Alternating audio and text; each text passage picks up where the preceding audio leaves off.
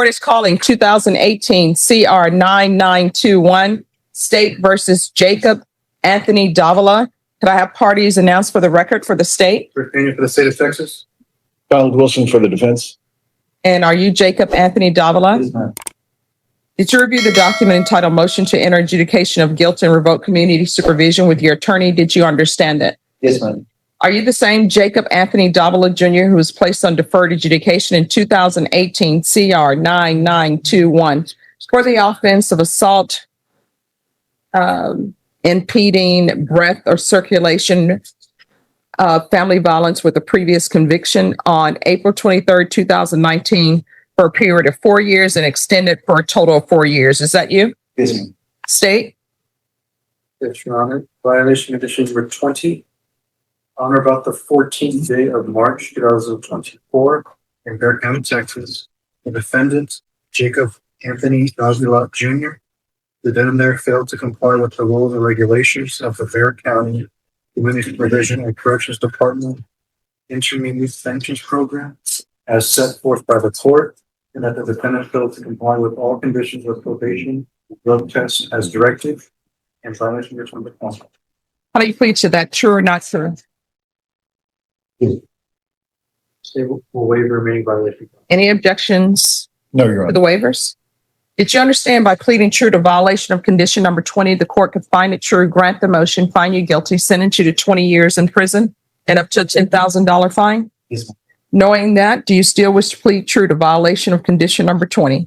Yes, ma'am. Court will find violation of condition number 22 true. Is there a proposed agreement? There is, Your Honor, that is to revoke the defendant's probation, indicate the defendant guilty, and sentence the defendant to 3 years TDC. All right. What has he done on probation? Judge, he's completed the VIP. He's completed ISF.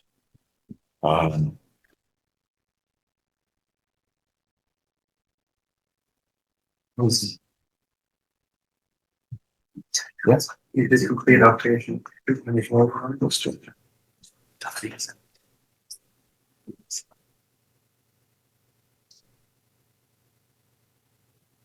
Any objection to the court reviewing the probation report summary? No, Your Honor.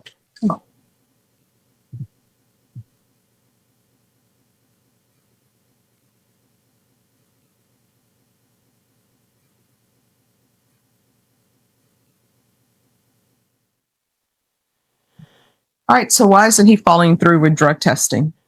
Judge, what has transpired, as I understand it, is in July of 23, there was an amendment made and Mr. Davila was placed on GPS.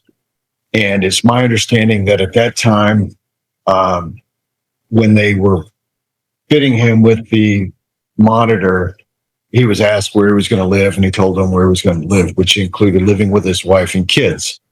And he was placed on the monitor and was living with the wife and kids.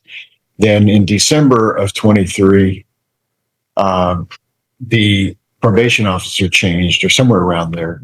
And at that point, they said, hey, wait a minute, you're not supposed to be living with your wife, and started giving him a hard time. And then as it progressed, told him that they were filing the motion to revoke his probation, and things dominoed from there. He was working, he was doing all the other things, but not being able to be with his wife and kids led him to go astray. And there was never a GPS violation. There was, whether it wasn't caught, there was some error along the way. But that was his basis for not doing, not because he was doing drugs or anything like that. Well, I mean, I don't know if you were doing drugs or not because you didn't test. Remember when we had a talk and you put me on the gang unit? That's when everything went downhill with the gang unit officer. The first probation officer was going good. The gang unit officer told me I had a no contact right. Since I got out of the county jail, I was living there. And then he basically told me he was in the NT Army for no contact. But the GPS monitor, I was living there already for 6 months. I was already living there. But we're not here for that. What we're here for is you're not doing UAs. So I don't understand why you're not doing that. doing everything until 6 months they gave me a different probation officer, which was like not county unit. So when everything went haywire from there.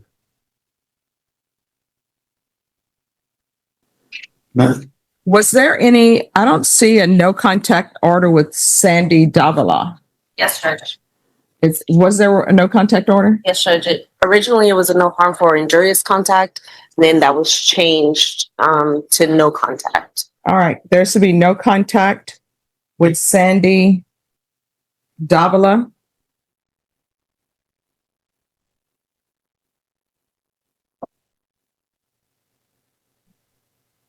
No unsupervised contact with minors.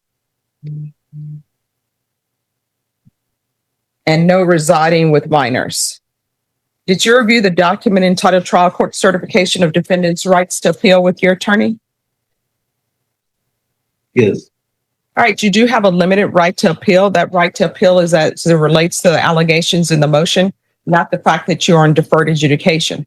Because this is an affirmative finding of family violence and a felony conviction, you're not allowed to own or possess any weapons or ammunition. If you have a question over what that means, you'll need to speak to an attorney. Do you understand?